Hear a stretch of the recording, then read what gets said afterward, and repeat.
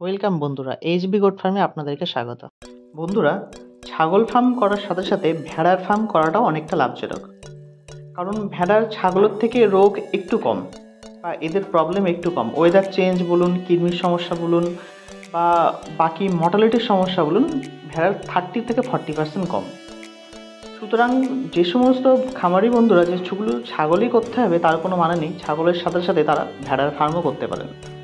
আর ভেড়ার ফার্মের set up কেমন হওয়া চাই, তার ঘর কেমন হওয়া চাই, তার খাবার পাত্র, তাদের থাকার জায়গা কেমন হওয়া চাই, আজ একটা ছোট্ট ভিডিওর মাধ্যমে আপনাদেরকে শেয়ার করলাম। এই ঘরটা দেখুন, ঘরের নিচের মেঝেটা সিমেন্ট দিয়ে ঢালাই করা, সাইডটা একটু উঁচু, আর চারি সাইডটা বাঁশের চটা বা রেলিং দিয়ে ঘেরা, বাঁশের ঘেরা দিয়ে ঘেরা চারি সাইডটা। আর ঘেরার বাইরের সাইড দিয়ে মশারির নেট, মানে চালের উপর থেকে নিচ পর্যন্ত, মানে ঘরের যে ছাউনির উপর গায়ে শুরু থেকে নিচ পর্যন্ত মশারির নেট দিয়ে ঘেরা। তাহলে কি রাতের সময় যে বাইরের মশা মাছির যে একটা সমস্যা দেখা যায় সেই সমস্যাগুলো থাকবে না। আর সাইডে দেখতে পাচ্ছেন এই ঘরের একটা খাবারের বাস্কেট আছে, সেটাও কিন্তু সিমেন্টের।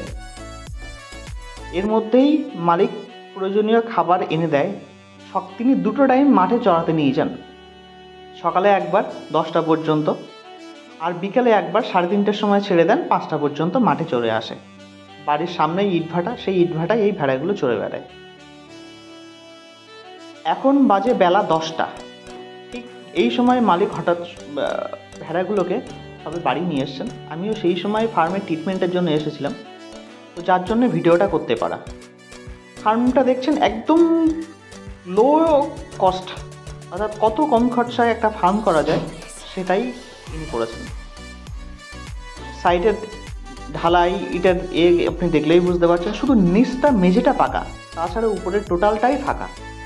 আর সেটা বাঁশ 4 ফাল করে ঘেরা দেওয়া চার সাইড দিয়ে, আর সেই ঘেরার ওই পাশ দিয়ে মশারির নেট।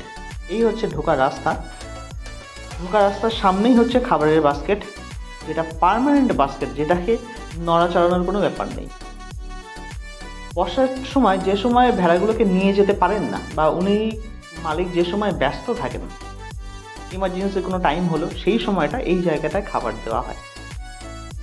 আর রাত্রে থাকার জন্য এই যে ভিতরে একটা ছোট্ট ঘেরা জায়গা দেখছেন, এটা একটা 3-4টে ইট উঁচু করে একটা মাচা করা আছে।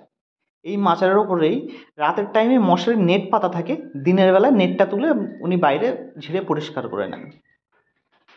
আর ঘরের গন্ধ আটকাবে বা গন্ধ থাকবে কি, সেটা আপনারা দেখেই বুঝতে পারছেন। আপনারা চাইলে ছাগলের ঘরও এরকম করতে পারেন, সেম সিস্টেম। শীতের টাইমে চেষ্টা করবেন উত্তর সাইড যেটা, সেই সাইডের পর্দাটা টোটালি ব্লক করে রাখা রাতের টাইমে। আস্তে আস্তে যত ঠান্ডা বাড়বে তত চারি সাইডটা আপনার কভার করতে হবে। শীতের টাইমে এই খামারের বন্ধুকে একটা অ্যাডভাইস করেছি যে রাত্রে একটা 100 ওয়াটের ল্যাম্প অর্থাৎ বাল্ব ঘরের ভিতরে জ্বালিয়ে রাখা, আর ঘরের চারি সাইডটা পর্দা অর্থাৎ পেপার বা দিয়ে ঘিরে রাখা, বাইরের হাওয়া বা ঠান্ডা যেন ভিতরটায় না ঢোকে। তাহলে 100 ওয়াটের বাল্ব ঘরের ভিতরটা গরম করে রাখবে, আর চারি সাইডের ঠান্ডাটা যদি ঘরের মধ্যে না ঢুকতে পারে, তাহলে ভেড়ার ঠান্ডা গরমের সমস্যাও অনেক কম থাকবে। তো আজকের ভিডিওটা কেমন লাগলো? ছাগল ফার্মের ভিডিও করতে করতে আজ এক নতুন ভিডিও আপনাদের সামনে আনলাম। তো অবশ্যই ভালো লাগবে কার কেমন লেগেছে, বা আপনারা কেউ চাইলে ভেড়ার ফার্ম এভাবেই করতে পারেন। আর কোনো সমস্যা হলে আমাদেরকে হোয়াটসঅ্যাপের মাধ্যমে ভিডিও করে পাঠাতে পারেন, আমরা চেষ্টা করব তার মেডিসিন প্রবলেম দিয়ে সাহায্য করার। ধন্যবাদ বন্ধুরা, ভালো থাকবেন।